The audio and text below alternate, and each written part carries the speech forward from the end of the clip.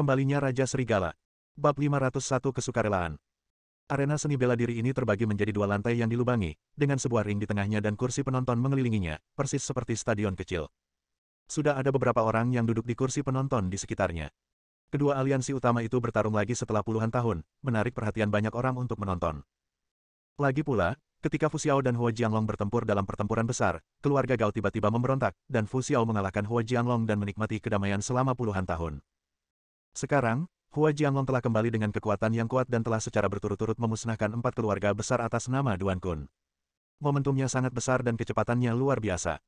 Beberapa orang yang duduk di sana berbisik, 4 keluarga besar musnah tadi malam, dan orang-orang di pihak Duan Kun begitu takut sehingga mereka tidak berani menjadi tua.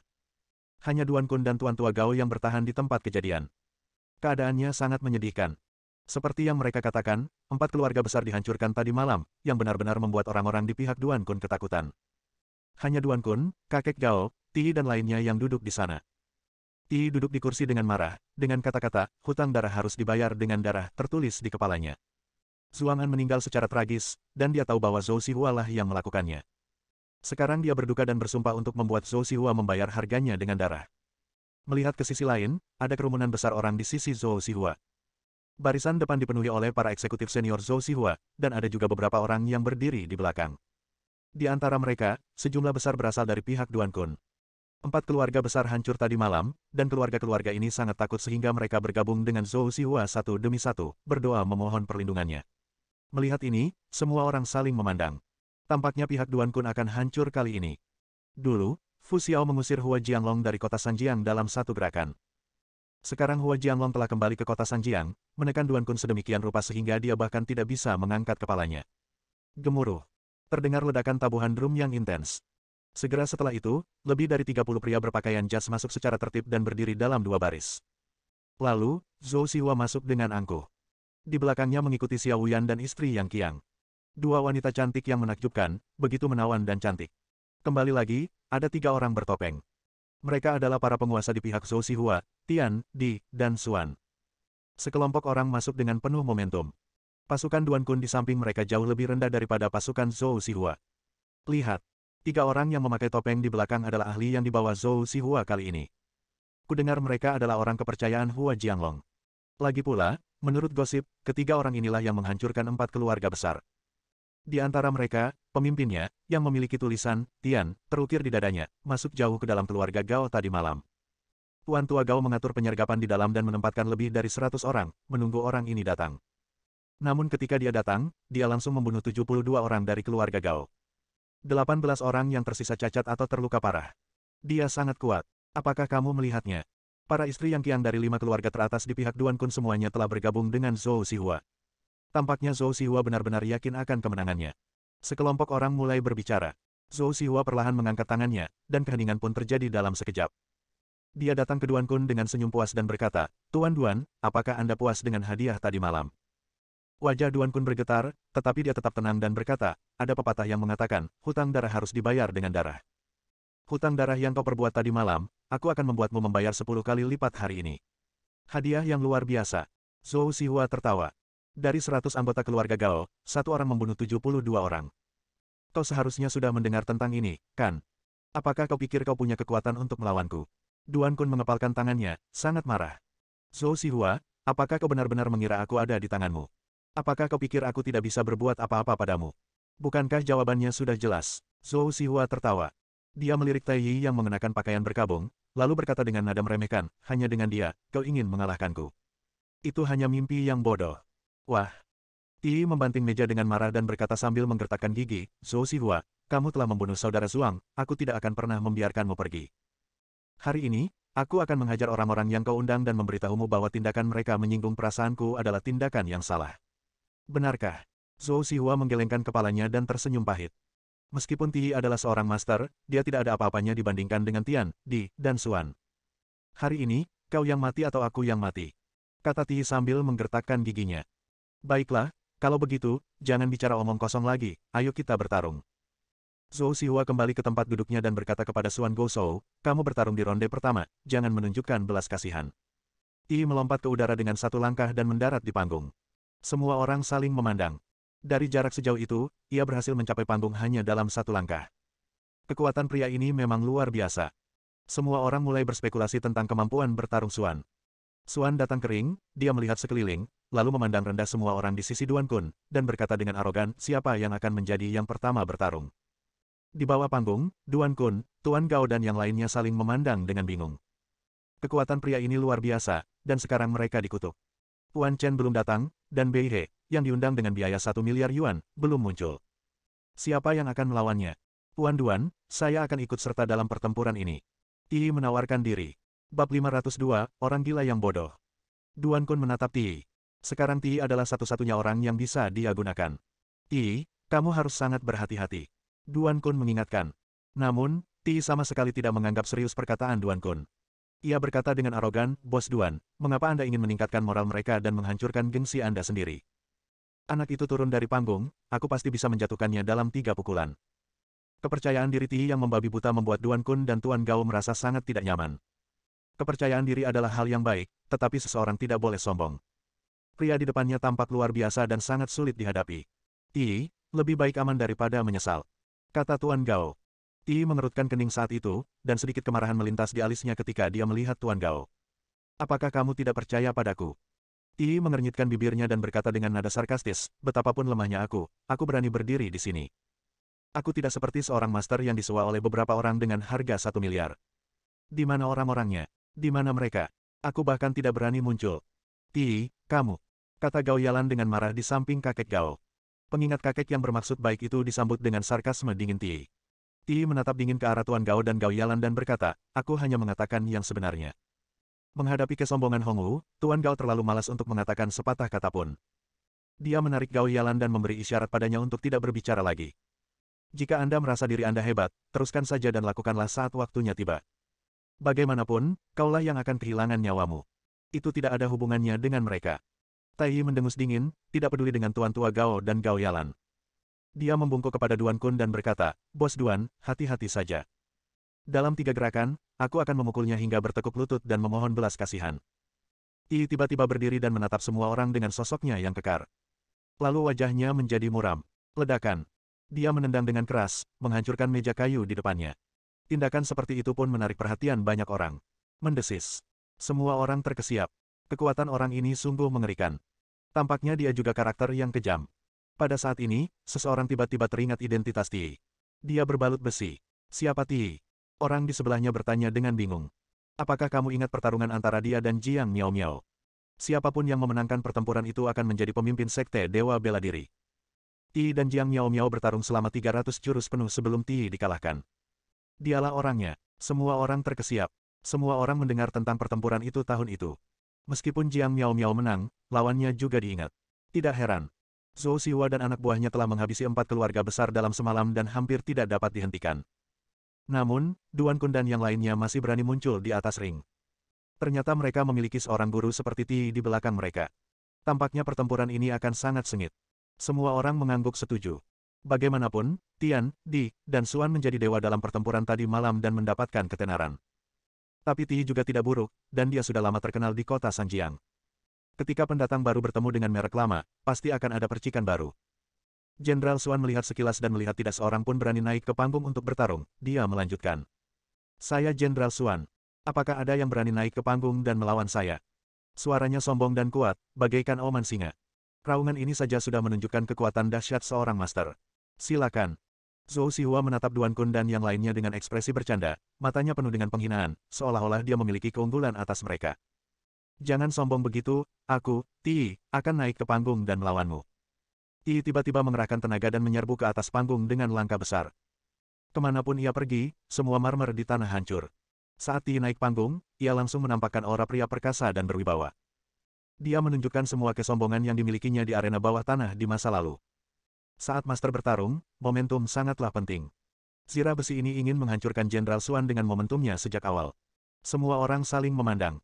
Baju zirah besi ini memang lambang kekuatan, sekuat lembu. Namaku Ti, murid dari Sekte Dewa Bela Diri. Aku akan melawanmu di atas panggung hari ini. Kata-kata itu diucapkan dengan sopan, tetapi nadanya membunuh. Baju besi ini sungguh percaya diri. Setelah mendengar ini, Jenderal Xuanzan masih berdiri di sana tanpa mengucapkan sepatah kata pun. Benar-benar menakjubkan. Tai Yi memang ahli dalam kekuatan.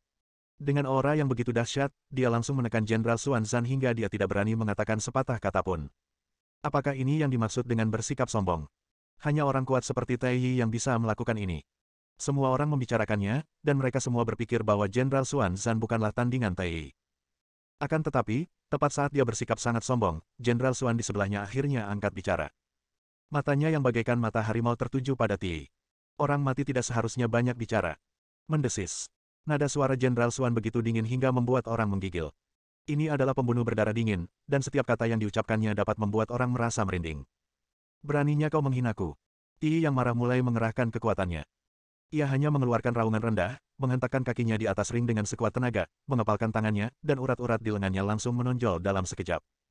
Pergilah ke neraka, orang gila yang bodoh. Bab 503, Rentan. Dengan suara gemuruh, tinju Ti menerobos udara dan menghantam Jenderal Xuan. Pukulan itu begitu kuat sehingga bahkan penonton pun dapat merasakan kekuatan ledakan di tinjunya. Begitu kuatnya, bahkan menembus udara dan menyapu bersih kekuatan guntur. Tajam. Duan Kun juga langsung berdiri dengan penuh semangat. Kakek Gao dan Gao Yalan di samping juga menahan napas.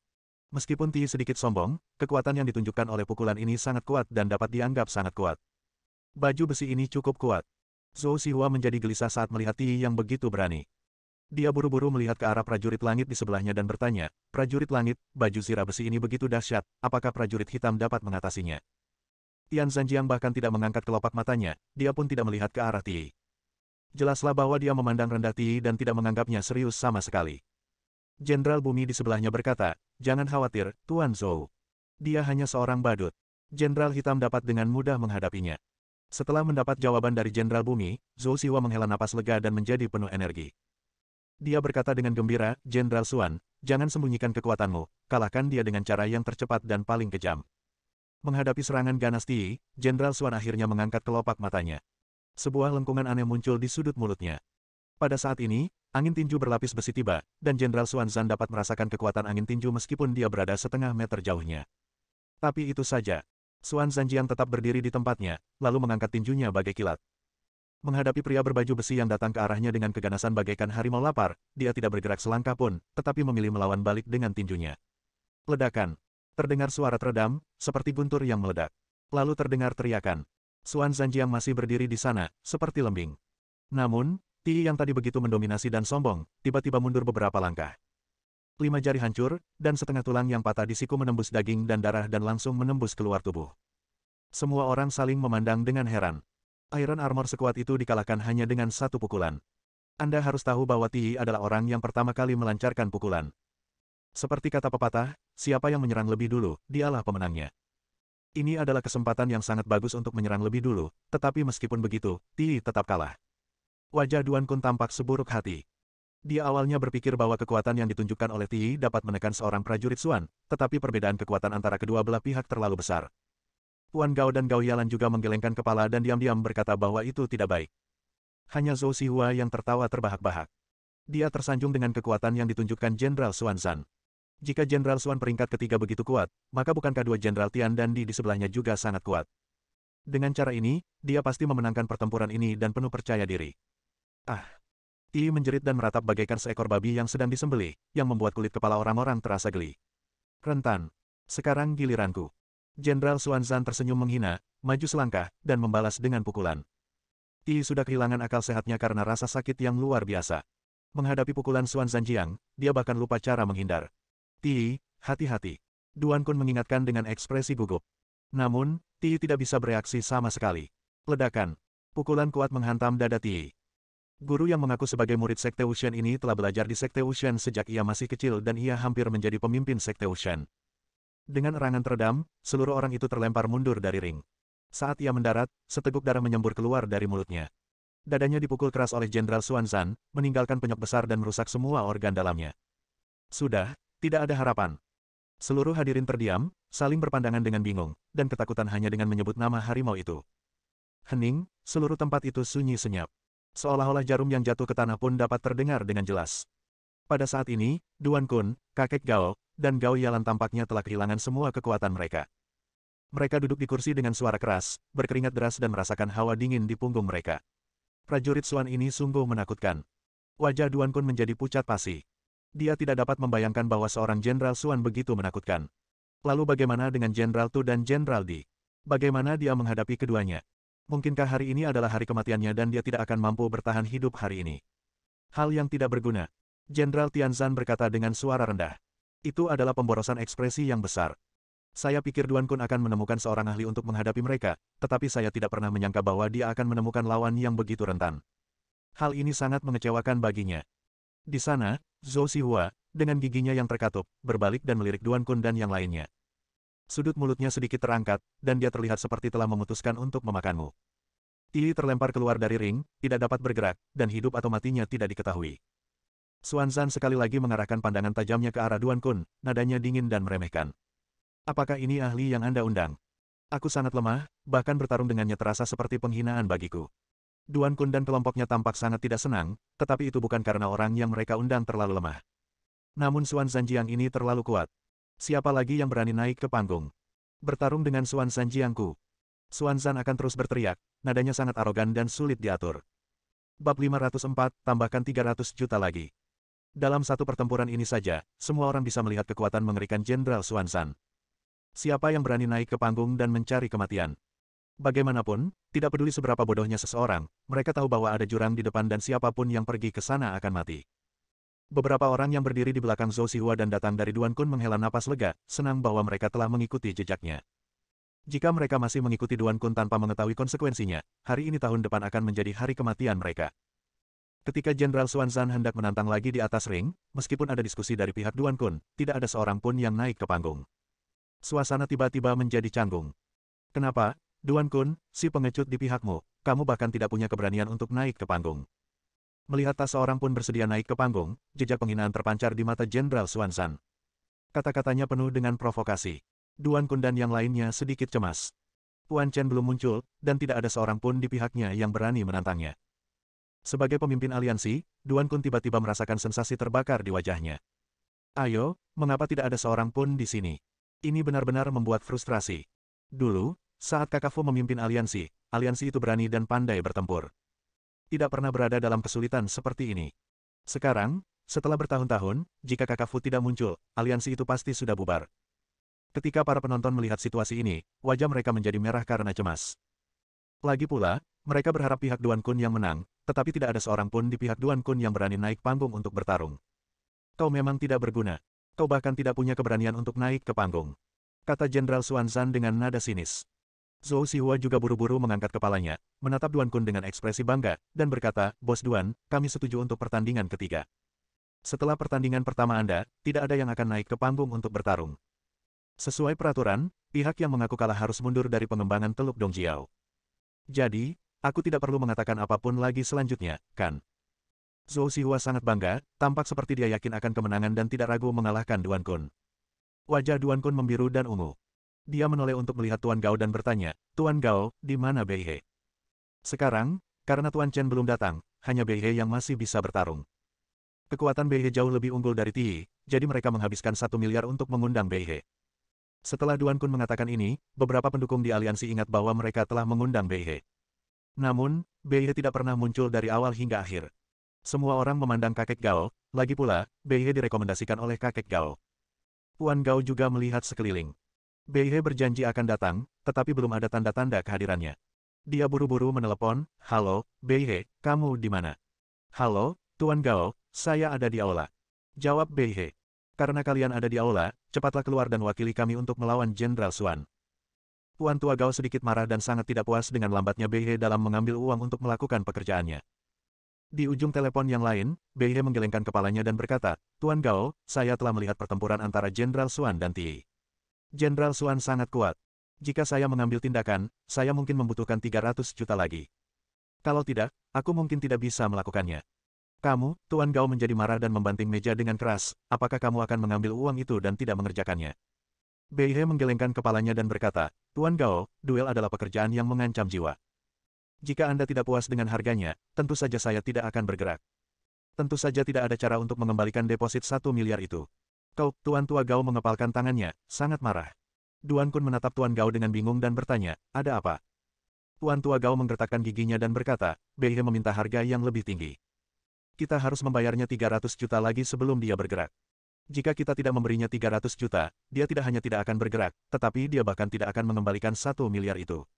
Berani sekali kau. Duan Kun sangat marah.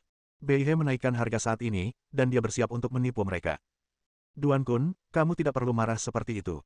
Semua orang telah melihat kekuatan Jenderal Xuan. Bahkan jika aku menghadapinya sekarang, aku harus berusaha sekuat tenaga untuk menang. Jika aku secara tidak sengaja mengungkapkan kekurangannya, aku khawatir nyawaku akan terancam. Layak untuk memintamu membayar 300 juta. Tentu saja, dalam situasi saat ini, tidak ada yang bisa menekan Xuan Zhanjiang kecuali aku. Jika kamu tidak menaikkan harganya, kamu hanya bisa menunggu untuk kalah. Betapa mahalnya harga yang harus dibayar atas kekalahan ini. Aku dan Duan Zhongxuan merasa tidak perlu menjelaskannya, kan? Bei He berkata perlahan di ujung telepon. Puan Duan mengepalkan tinjunya. Jelas bahwa Bei He mencoba menipu mereka, tetapi dia harus membiarkan Bei He menipu mereka. Begitu mereka kehilangan Bei He, mereka pasti akan kalah dalam pertempuran. Kerugian yang disebabkan karena kehilangan jauh lebih besar dari 300 juta. Baiklah, aku berjanji. Puan Duan menggertakkan giginya dan berkata, aku bisa memberimu 300 juta.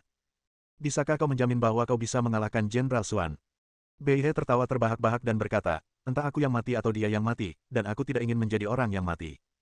Baiklah, saya akan meminta seseorang mentransfer uangnya kepada Anda. Puan Duan buru-buru meminta seseorang untuk melakukan pekerjaan itu. 3 menit kemudian, sesosok tubuh melompat ke atas panggung. Aku di sini untuk melawanmu.